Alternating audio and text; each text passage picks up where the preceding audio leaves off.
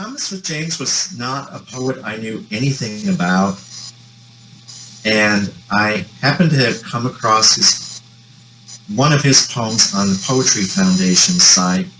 I get the poem a day, and one of his poems was there, and I really liked it. And then it never crossed my mind who it was by, and I forgot all about it. And then I was at a Grey Wolf booth at AWP, and I was just looking through books, and I happened to come across that poem. And it's like, oh, I know this poem. I've been wanting to read more by him. So I immediately bought it, read the whole book on the way back from the plane, and it's like, I love this book. Why don't more people know about this guy? Why does nobody know about him? If you look on the internet, and there's almost nothing about him on there. So I thought this would be a good choice perhaps to do for this, because it would maybe expose a few more people who don't know much about him or don't know anything about him to see what it's like. Cool. I think for those people who know nothing about Thomas James, he was a very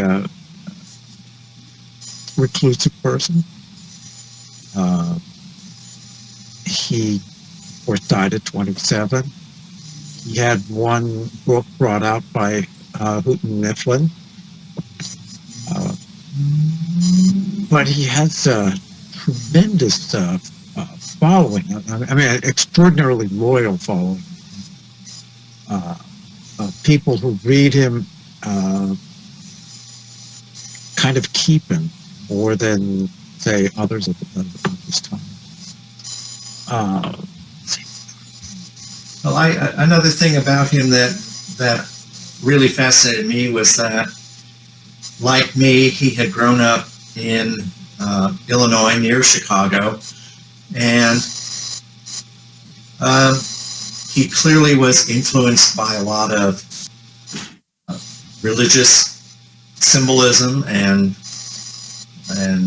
faith. I mean, I grew up Catholic, and there's, you know, boatloads of Catholicism that run throughout this book, and it seems to have affected him in a kind of negative way, perhaps. Yeah, was it? One review refers to it as kind of pornographic.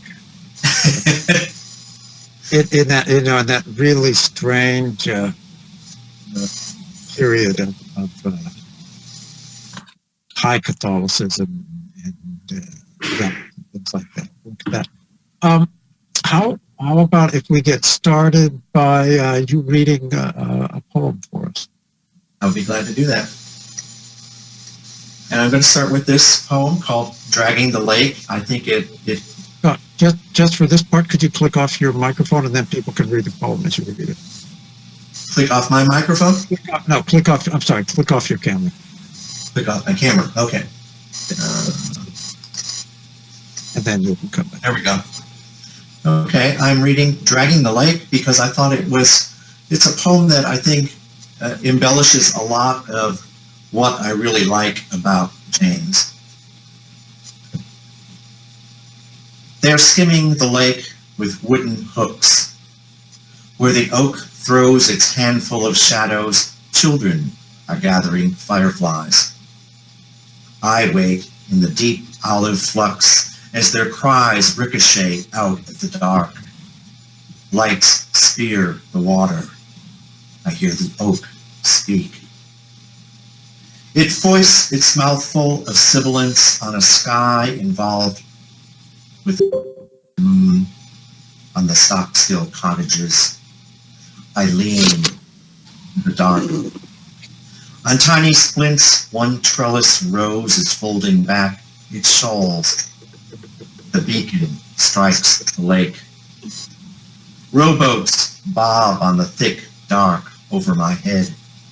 My fingers wave, goodbye, remember me. I love this cold, these captive stars. I shake my blanket of shadows. I breathe in.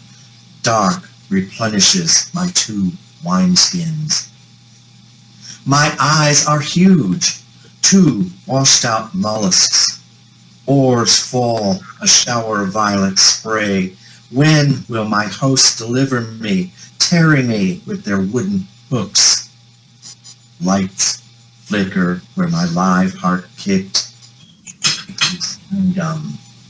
They have me hooked. They reel me in, a displaced anchor. The cygnets scatter. I rise, I nod, wrapped in a jacket of dark weed. I dangle. I'm growing pure. I fester on this wooden prong. An angry nail is in my tongue. Wow.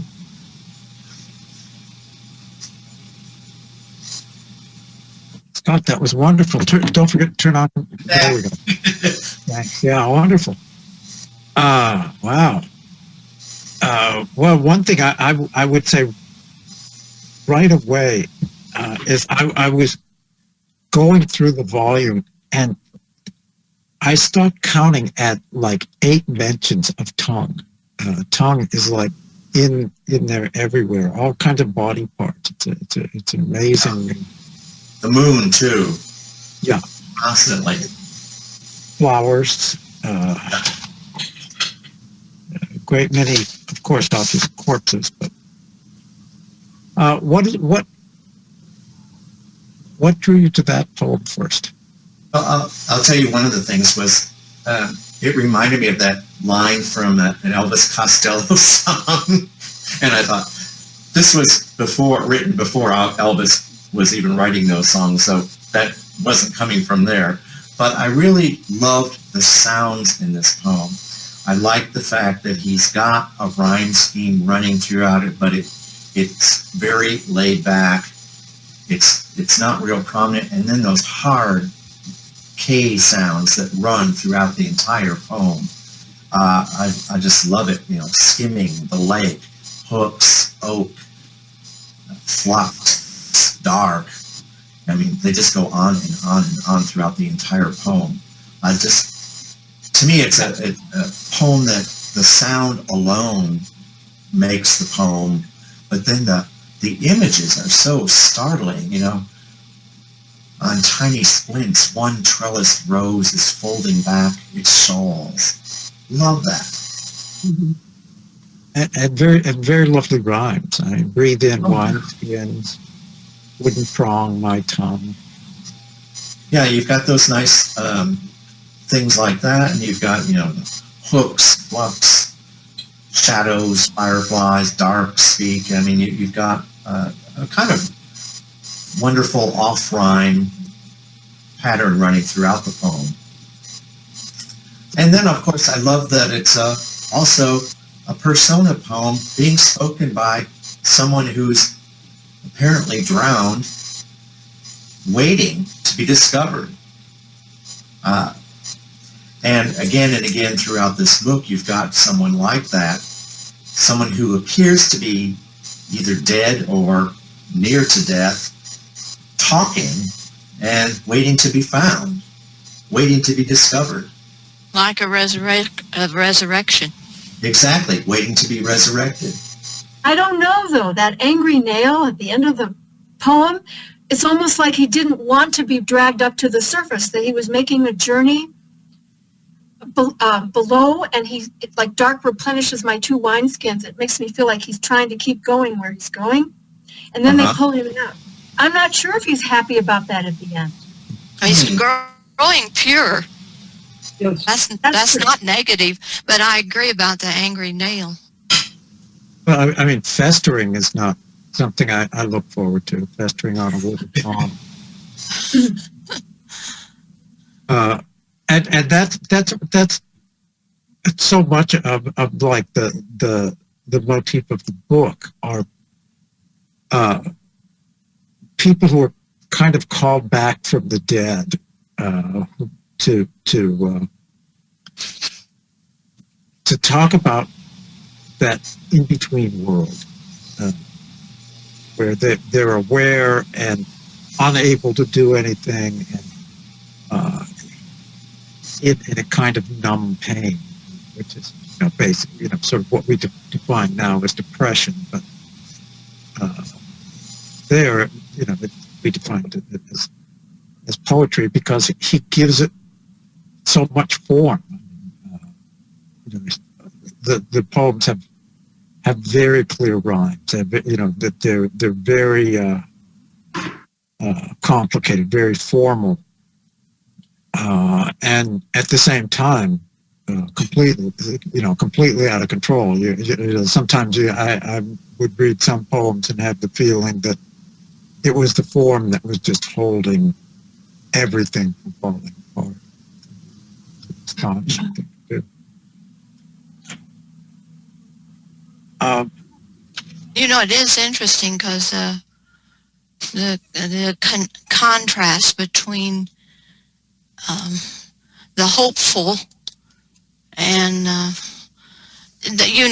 what we were talking about. Is he being resurrected? He's being delivered.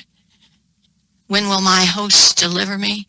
It is interesting that there are two things going on, because he's also waiting in that first stanza, like he's not fighting against being reeled in. Right.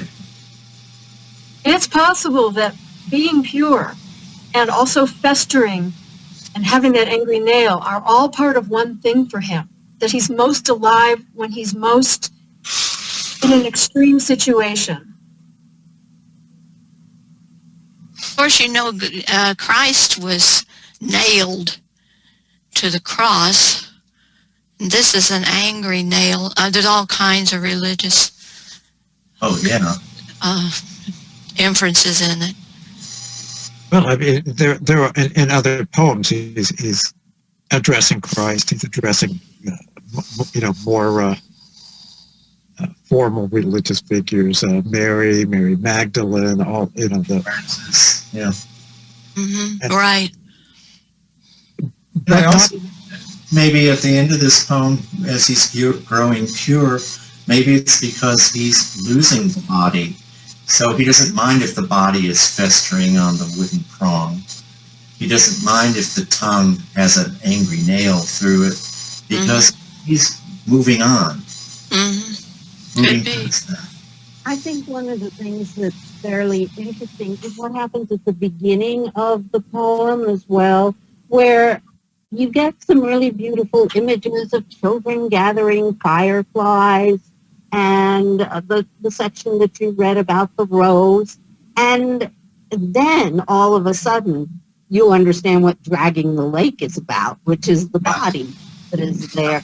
But I think all of that vocabulary comes out even more strongly precisely because of what's happening at the beginning of this poem, which is just this really a sky involved with a stillborn moon on the still cottages. I mean, that's a very romantic and beautiful image.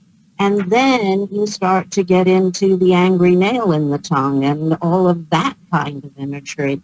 And I think that those two things play so well off against one another. Mm-hmm. I think so too, and they also add that element of surprise to it. Right. You're starting off one way, and then suddenly the poet switches on you. It's like, well, this is what the poem is really going to be about. Right. Mm-hmm. Do you think, just wondering about that dark, I breathe in, dark replenishes my two wineskins. Wineskins are the lungs. I would assume so. Yeah. And it's dark that replenishes. Well, and in the previous stanza, he's saying, I lean into the dark. And I think that goes to that that notion that this is maybe a preferable thing in some respects. He's actually given himself over to that. Yeah. I agree. Uh-huh.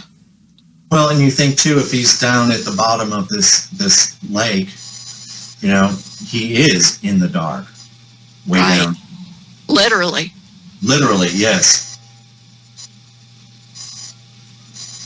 You know, I do have to mention that word dark because it's in the poem 3 times, I believe. And I looked through the poems you suggested we read, and dark is in all but one. Yeah. And well, the reason that jumps out at me is that was the word of the decade, I think, back in those, at that time.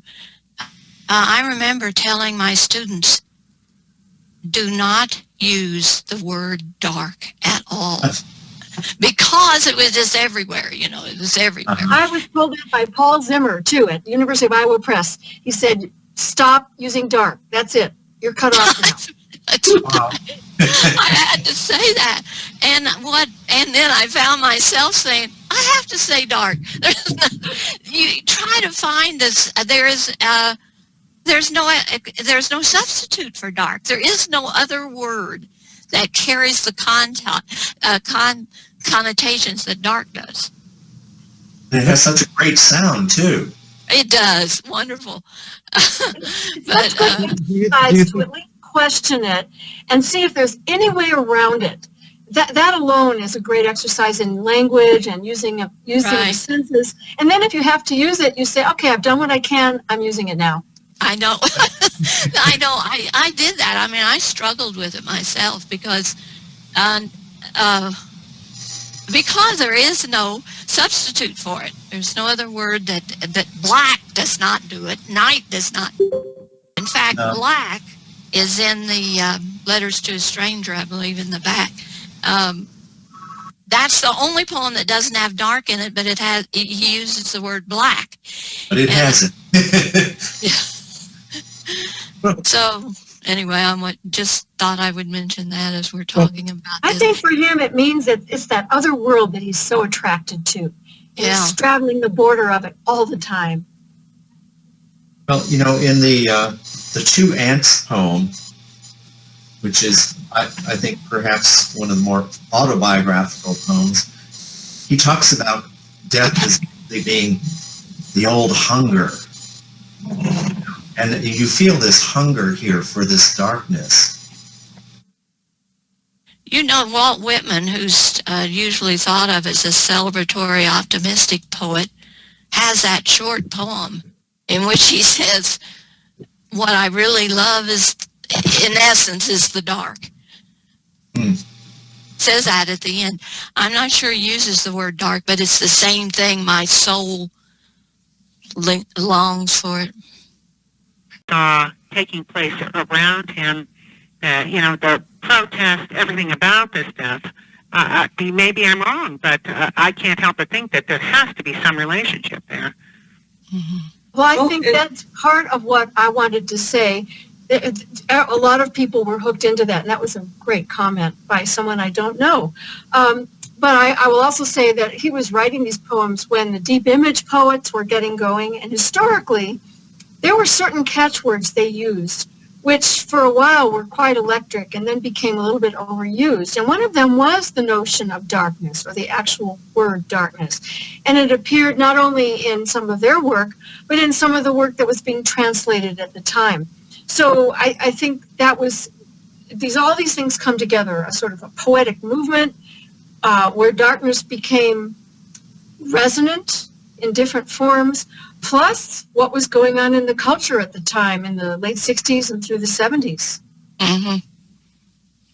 Well, and I think add to that the fact that he was gay and kind of isolated, and you know, you could see the influence of religion on him, and I think he was working through a lot of different things and not feeling like he was getting anywhere. Yeah. Scott, I read somewhere, and I didn't pursue it recently, that both of his parents had died within the same year. Not too much before he committed suicide. Is that true? I honestly don't know. That was what I read too about him. That was in the year that he committed suicide, that his parents both had died as well. Yeah. Both of them. Yeah, So very tragic. yes, he was carrying a lot of weight, a lot of burden. Well, there must have been some kind of family thing too, because when he writes about the two aunts who are hooked on heroin and just waiting to basically to die, you've got a family history of this kind of darkness. It's like the Adams family, the Adamses, of American history, the same thing. Just that they had that, I think they were probably bipolar, as a family. And maybe it's the fact that Thomas James' sister had disappeared and, seemed unable to cope with his death. Perhaps the family did have a history of mental illness. This is not uncommon. But also wildness. Those two aunts were not of their time. They did not have children. Right. They had a wildness to them that I would love to think from that poem that they actually lived out some of their strange energy, that it was a fulfillment for them. I don't know if that's true. I wonder where they get heroin in North Dakota, but that's a different question. I even wondered that too. I'm not sure how you embroider it into something either. That really intrigued me. They flew For sure. What I'm concerned about is clearly Thomas James had a tragic life. Yes. A lot of people had tragic lives. Not many of them write poems like this. No. Right. No kidding. There's a point at which he is able to at least briefly transmute what's going on around him, at least to a certain extent, and he puts it into these just astonishing forms. No kidding. Yes, absolutely. And that's that is just when you look at what he puts into letters to a stranger as a volume, it's just a catalog: bong masks, knuckle bones, ink blue nerves, bowels, veins, eyelids, Christ's lips. What's that do for you? All those words. What it did is it gave me a sense of obvious dismemberment. It's parts without a whole. His classic poem, The Mummy, is a person being cheerfully dismembered to live forever. And apart from the formal ability that he has to hold these things together, there aren't very many celebratory poems except for the two aunts who were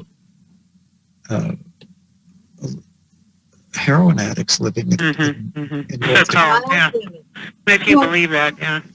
Well, Is this actually known to be a biographical detail, or is he embroidering heroin addiction into this family tapestry?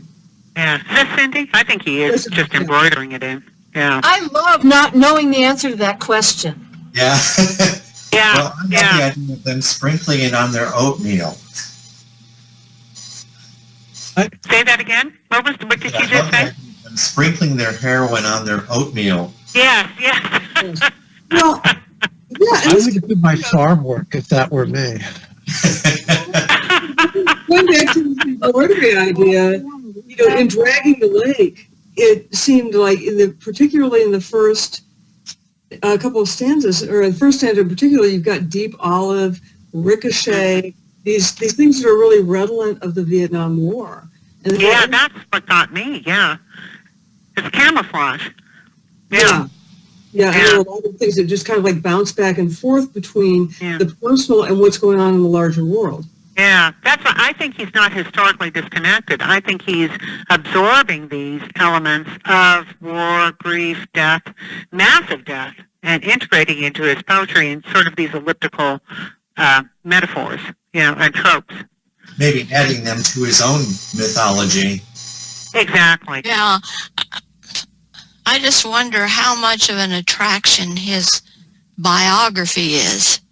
I mean, how much does that weigh in to how we accept the poem or how we experience the poem? Well, there's so much biographical information out there. Exactly. It's really hard to say. There's dozens of biographies of Sylvia Plath, and we know, almost detailed information day by day what was going on. We don't know with him. Yeah. Oh, I think we know enough. We know enough to know whether that, because his life was short, and we've already mentioned those things. It reminds me of Rimbaud, yeah. Yeah, really. I mean, this idea of exiting quite early from the writing of poetry, just saying enough, that's my say, that's all I have, and allowing people to judge the output, in a short time, the best of. I don't know, there's a kind of purification process that is ongoing with his work and his biography and any detail of his life. It's like he wanted to scrub himself and let the work stand for itself. It's very, very interesting. Well, I think one of the other... scrubbing going on throughout a number of the poems. Yeah, scrubbing, purification, and... Yeah. The other there thing, is something about that scrubbing every detail, making himself completely, it's almost like the Joycean ideal that the writer is above it all, beyond it all, completely untraceable. If you want to talk about it, there's a certain modernist kind of element to what he's doing as well, that's the thing that kind of interests me, that the scrubbing is so thorough, it's like the mummification of which he speaks. I think the other quality is the passivity of all of these various poems, that they're just he's just going along. He's drifting along. They're dragging the leg to get him out. They're pulling my brains out through my nose. I'm lying here with my bones broken. I'm turning into stone. Yeah, a lot of Sylvia Plath with the hooks. But there's also a constant marginal anger. Just rage. On one hand, they're being passive. On the other hand, they're putting hooks through people's tongues. It's like it's a complete horror show. There's a poem about the Iron Maiden. There's a poem about a guy who chops off people's heads and leaves them on the plate and he's going to be hung. Well, what is this? A freak show? No. It is like when you look at Sylvia Plath, she talks a lot about hooks. He's taking that particular detail of her poetry and pushing it to the extreme. She has her poetry that's one of her themes throughout. The hook that keeps her involved with her children. Seriously, this is what she's dealing with. The sort of like, how is she hooked into life? How is she hooked into death? And he's much more toward the death imagery for something extraordinary, a different kind of life, afterlife almost, a postmortem. It's very, it's very curious, the way he pushes this. Well, what attracts me so much about this is that we know much less about him than we know about Plath. Oh, absolutely. Both of them pull us into something that's scary. And we've managed to get less scared because all these people have written about Plath, but nobody knows anything about him. And the thing is, there is in many human experiences this attraction to death. I don't feel it, but I am electrified when I read people writing this kind of thing. They're straddling the boundary between two worlds, and they're attracted in two directions at once, and it's unbearable. And it's so striking speaking.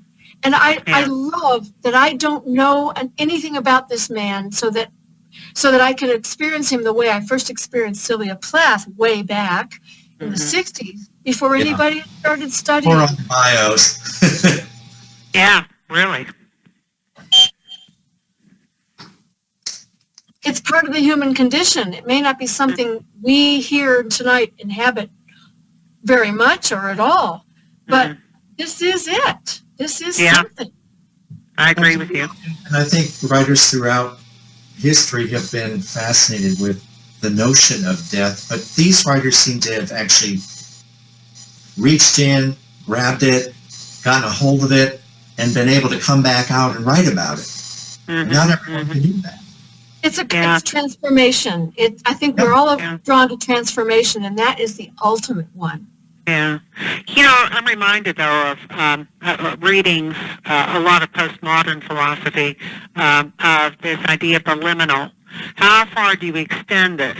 How far do you go into that borderland where you extract whatever information you can from that state of almost non-life, non-death, but somewhere in between, a limbo, and you bring it back to a reader, and you say, I'm going to challenge you to absorb this, to understand this. You know, I mean, that's what, to me, is one of the things that he does with such energy and finesse. I just find it enormously attractive and daring, and it makes me want to read him over and over because of that, because it is such a challenge. And a little frightening. Yeah, but it is intriguing. It's not, it's not unheard of. Don't you think he discovers that in the process of writing the poem? Yeah, there is, though. I mean, just reading like Derrida, a lot of really postmodern writers, they talk about the shoreline between what we know, what we can't know, these purification processes, the idea of, they use a lot of religious terminology, being in the desert, being in places where you have to challenge your life against something greater, some noble philosophy, some chance of beginning, renewing yourself.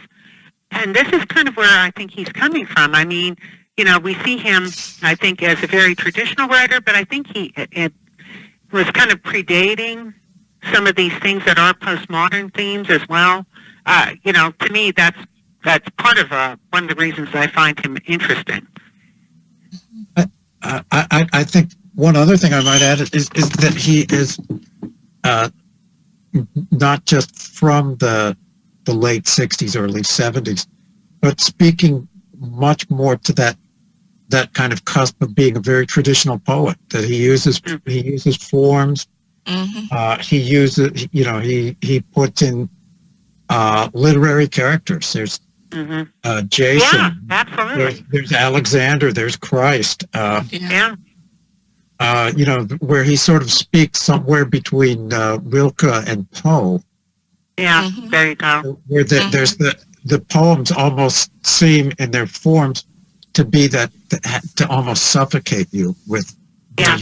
You can't get out. He's definitely using poetic craft and form and everything. That's the tools that poets use to probe those experiences they want to articulate or discover them by articulating them. But he's done such a good job considering that this is it. This is his total output. Yeah. We're sitting here. But it does make you wonder, or maybe not, made me wonder, what would have come next? Oh, yeah. What would have happened? I wonder too. I wonder if he knew this was the one book he would write, and there's no answer to that question. No. Right. Yeah. Weren't there poems that were included in the updated version of the collection that had not even, he didn't want to include them, but somebody found them? Yes. Right? Yes. Part of it? Yeah. 13 extra poems in here. Right. So there is some aspect of editorializing about how the poem should be arranged or what should be included, And he was working on another series of poems, the Tom O'Bedlam poems. Mhm. Yes, So we're uncollected poems at the end of this book. Well, I have a question. I mean, how much does he rely on Plath as sort of a sounding board, and where do we differentiate her influence on him from what he is doing, with his voice?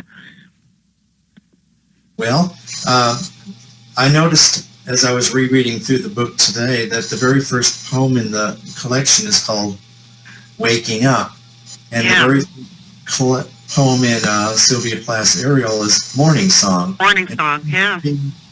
An echo of that, but it's not a rewritten version of her poem at all. But I think that throughout the book you see a number of poems. When you get to Carnations, it's kind of his version of Sylvia Plath's Tulips. You get I was just seeing one, Fever. And she's got, his is in, got Fever 102, I think it is. Right. And even his Mummy poem is kind of equal with Plath's Lady Lazarus. Yeah, I agree. I mean, I think that he took the ideas from a lot of her poems, Longing for Death. Clearly, you see evidence of Sylvia Plath's Death and Company, or Anne Sexton's Waiting to Die, things like that here. But he puts his own spin on everything. I don't think he's just ripping off some of these earlier poems. Yeah, but they are kind of responses in some ways, maybe. I don't know. I don't know that much about him, Do we have any access? I didn't see anything online, but did he have any contact with other poets, contemporaries, or anyone with whom he had dialogues about poetry, or is it just him and Plath? Yeah, it's something because, his book was accepted, published. He did publish poems in several journals, so I would think he had to have some kind of connection. I think he worked with Louis Stryker. Oh, really? Yeah. And that was, his death was a big deal to that. I recall from that period seeing a number of poems in that same kind of form with that same sort of ambition. So that I don't think he was alone in the wilderness of Joliet, which is inventing all this stuff. I think he was pretty self-conscious about what he was doing. I think he was pretty much responding to things and speaking both to what had happened to him and also speaking to us. I mean, it's letters to a stranger. He's writing out from where he is. Yeah, right. And like Sylvia Plath, his poems are ones that are really hard not to respond to. They're really hard not to want to say something back, like, geez, could I call you on the phone and say something? People respond to them much more deeply than say other poems from that period. I think. Yeah.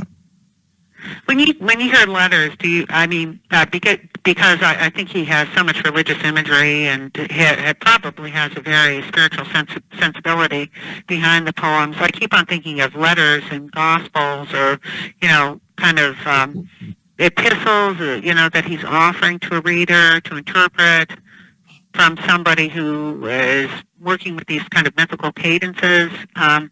And that's what where I think he is drawing some of his strength from that that kind of structure, that he wants us to view these things as little advances in our spiritual understanding to some degree of what, how a person has lived his life, the way he's invested in other mythologies, other voices of the time. It's kind of interesting, Maybe I'm making too much of this, I don't know, but that the idea that this is letters to a stranger, and there's a lot in religious literature about this, accepting the stranger, part of the gospel. Maybe there's something there. I don't know, but I'm curious about what other people think about that. Well, and I asked that question in the essay I posted there. Yeah. Who is the stranger? Yeah. Yeah. Is it God? Who knows? Yeah. Yeah. Exactly. It's not Julia Kristeva. Go ahead. Julia Kristeva has written about all of this in some of her writings about what it means to have agape, an invitation religiously to a stranger, sort of an empathetic mode in which you function. Just say, this is my life. How do you and I intersect? That's what this reminds me of in a way. But maybe I'm making too much of it. But yeah, that's sort of my background. Can I say one thing and then ask a question? Just Sure.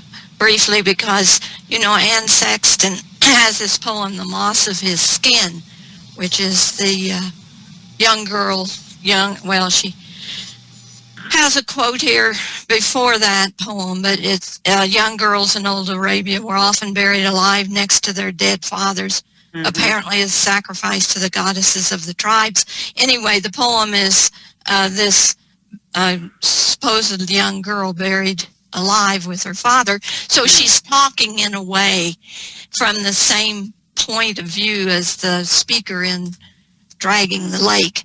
So he may have read that poem and thought, I don't know, that he, wanted to write something with that kind of voice. But the question I was going to ask is, you had something up there on the screen at one point about how does he keep these poems from being totally mournful, something like that. So I think that's an interesting question. How does he do that? And does he do that? And is there ever a whimsy or humor in the poems? Humor is often a very interesting thing. Some people find humor in some things and others don't. I mean, when I read Two Aunts, I think that the sprinkling heroin on the oatmeal is funny. I enjoy it. It brings a smile to me. Or embroidered doilies with it. Ate it like the Last Supper at midnight. I mean, it's a very serious poem about addiction and about a fondness for death, but at the same time, it's got some humorous parts in that. I see you with your bustles puffed up like life preservers.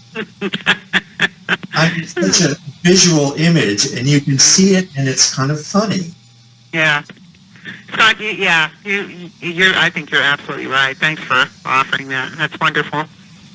And I think that in most of the poems, I'll find something that's somewhat humorous, or I found a lot in the Mummy poem. When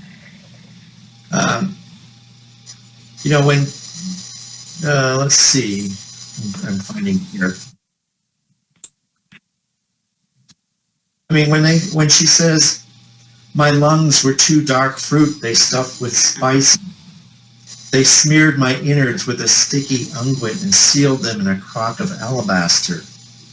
My brain was next." To me, the situation itself, it's presented almost humorously. A pointed instrument hooked, there's that word again, hooked it through my nostrils, strand by strand. For weeks, my body swam in sweet perfume, and here's this dead person. I came out scoured, I was skin and bone. There's that image again. Can I add something? Packed my empty skull with cinnamon. Yes, please do. I think just looking at all the poems, I think what keeps us afloat from it becoming horror and just gruesome is he brings in beauty and nature and things like perfume and all these beautiful flowers. So it keeps us in this life equally while we're also thinking and reading about death. And I think that's why it's so attractive to us, because he doesn't keep us dead. He keeps us alive at the same time. That's a wonderful observation. Oh, great. Yeah, I mean, I was reading just now that title poem from the collection, and there's in section 5 at the end of that stanza, he has this bit. It is too cold for a virgin birth to occur, even in the frosty suburbs of a wildflower. Which is so great, and it's so full of death. It's just wonderful. That was just a wonderful moment. There's definitely some humor. Yeah. I think there's a certain amount of sort of scabrous, irreligious disrespect and kind of turning and twisting of standard religious iconography, so that he has a sort of joke, but it's not funny as much as it's meant to twist it and turn it and change it that way. Those juxtapositions that where images. I think a lot of our response is that kind of nervous laughter, where you just pop that out and because it's borderline insanity, and many of the poems are. Well, tell me more why you think it's borderline insanity. I'm curious about that. It's kind of one of those issues as I was reviewing it and looking at it, and I was thinking one day about Dante, and Dante writing the Inferno, and I was thinking, what would it be like, to just turn up every day, another section every day, I'm in hell again every day, I'm describing all these things, and as poets, you recognize you have to live with that stuff on a very, very intimate level, like on a syllabic level, on an image level. And, you can only imagine what was it like to have to revise these poems, to have to bring these poems to their perfection, to their forms of finding ways to rhyme dead lungs with black wineskin, wineskins, and that I don't think you could do that for very long and be altogether healthy.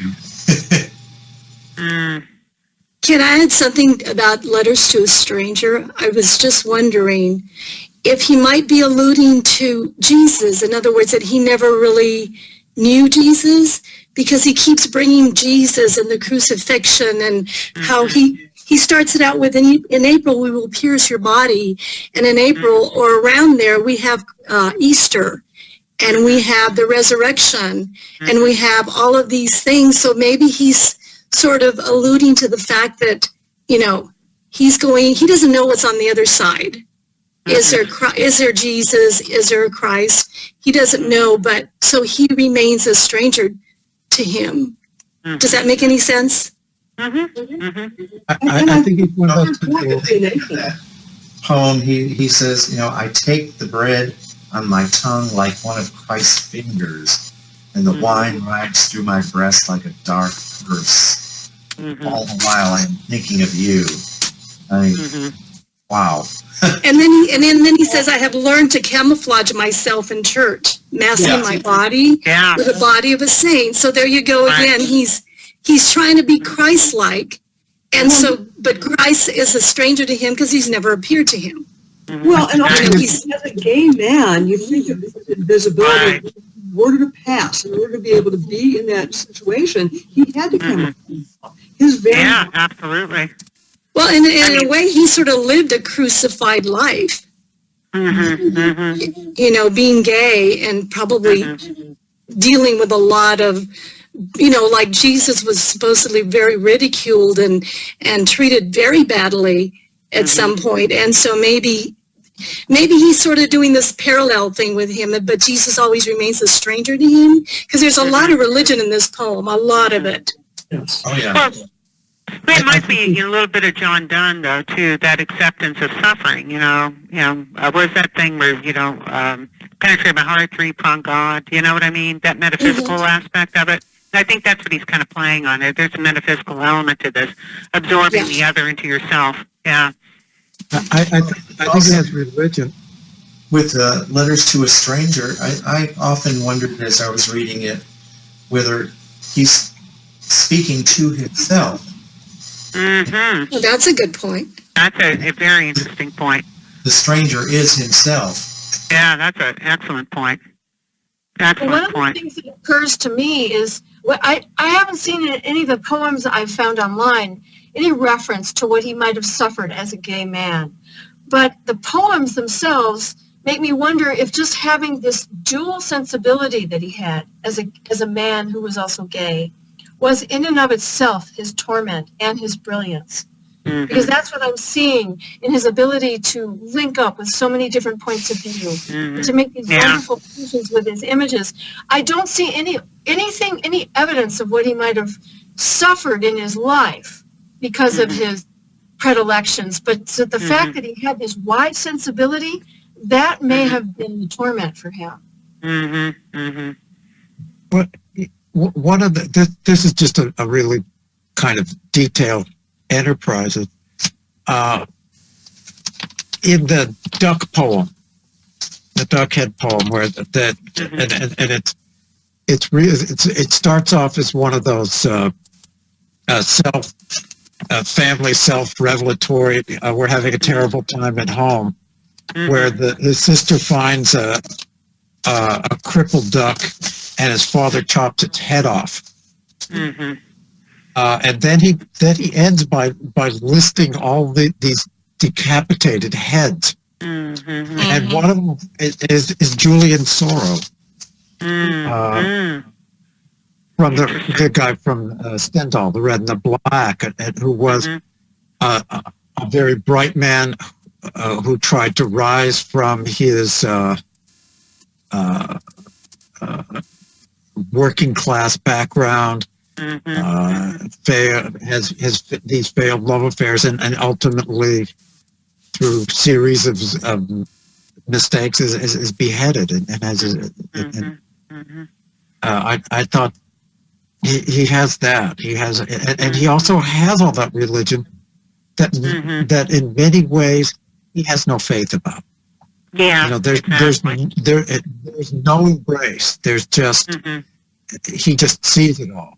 And, Yeah, I think you're right. It's religion as metaphor, and not salvation. Very interesting.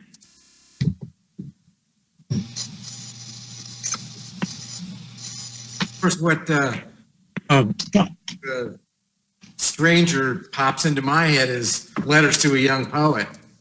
There you go.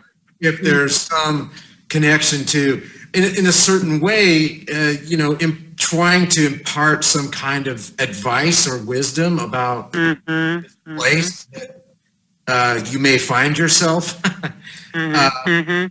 and just kind of differently. I just think there's an absolute brilliance to him. That line, my empty skull packed with cinnamon. The reader reading that, in an instant, you know, my head is empty except for cinnamon. You know, like I'm he's but anyway, it's just something brilliant that he's doing, you know. Yeah. Not really about being dead at all. Yeah. Well, he goes on in that same mummy poem, you know, saying, "My skin was luminous, frail as the shadow of an emerald." And what a gorgeous line. And he adds, "My body wound itself in fools," as if being dead, she's more alive than she was before. Yeah. Yeah. You know, I think he uses the word body more than dark. He's quite physical, quite physical. Yeah. As was Scott, Fred. I had a question for you about the structure of his poems.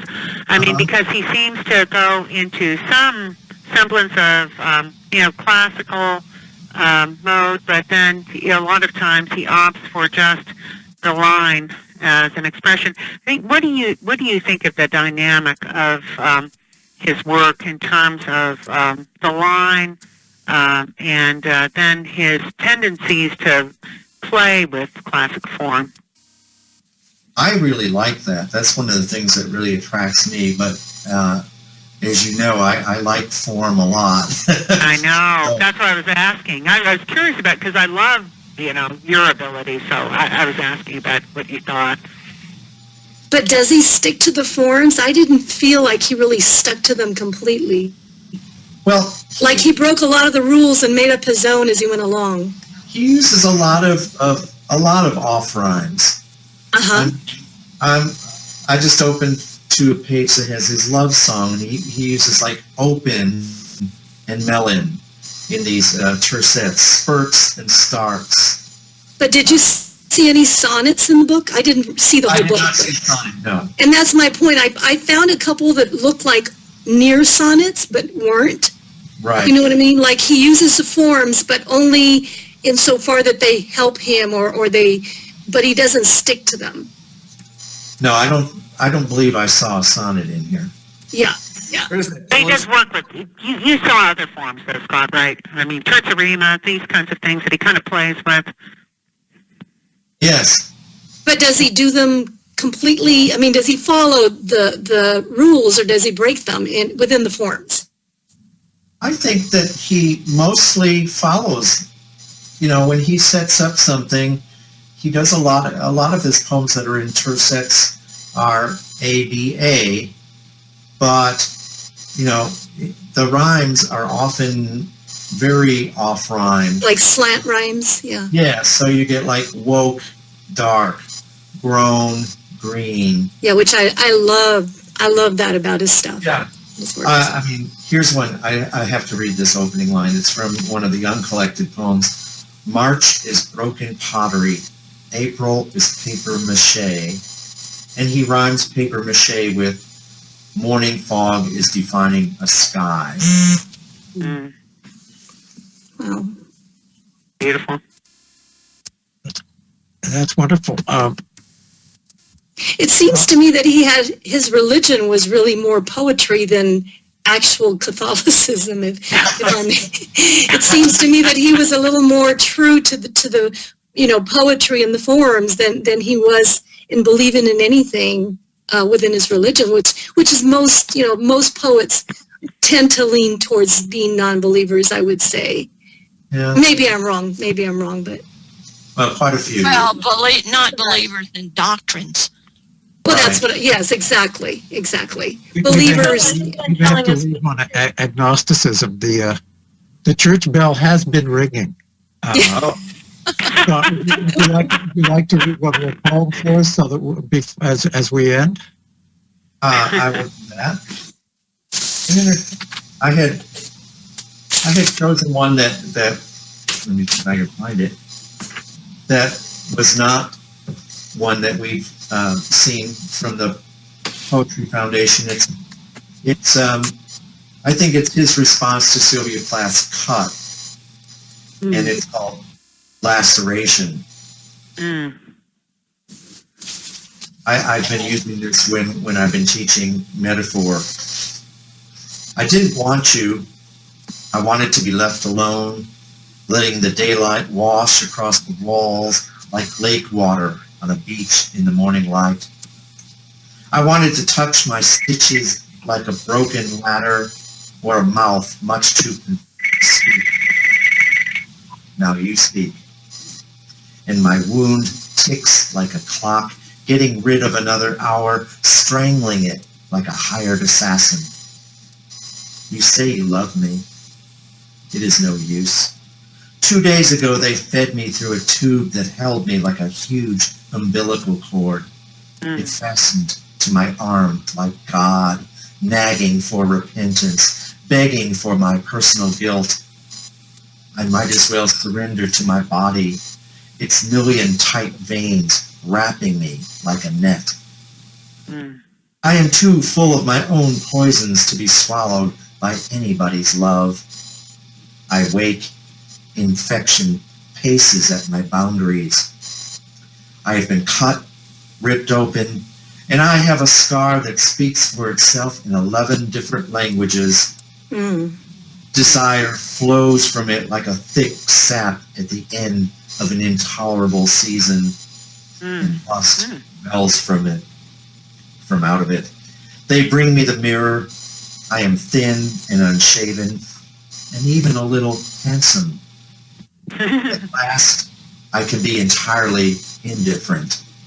In bed, surrounded by the essential seraphim, I can ignore the obvious. I can be cruel even. I wait for sleep, for the flash needle, and the pain and the forgetfulness, light melting on the bowl of blue flowers at my bedside. I do not even ask for darkness anymore. I let the nurses touch me with their cool hands like lake waves on an empty beach at dawn. I will wait here. There is nothing I can do as the entire lake begins its movement toward me, and let the waters claim me like a touch. Wow. No, thanks for reading it. You read it so beautifully. That was great. Oh, beautiful reading. Thank you all for being here. No, thank you. Oh, this is wonderful. Thank you, This is Scott. great. Scott, do you want to mention your new book coming out? If we've I would love to mention my new book. I have a brand new book of sonnets coming out in February from Purple Flag out of Yay! Yay, good for you. Good for you, Great. Scott. Congratulations. Leaf and Beak. And I would say, you know, I don't think I was necessarily influenced by Thomas James, but maybe I was, because there's a lot of slant rhyme being used in those sonnets. Well, Scott, thank you very much for leading us this evening. I hope we've done some good for Thomas James' memory and certainly for his poetry. We'll invite everybody back next month. Hopefully we'll do Whitson wedding. But at any rate, we'll let you know. Thank you all for joining us. Thank you.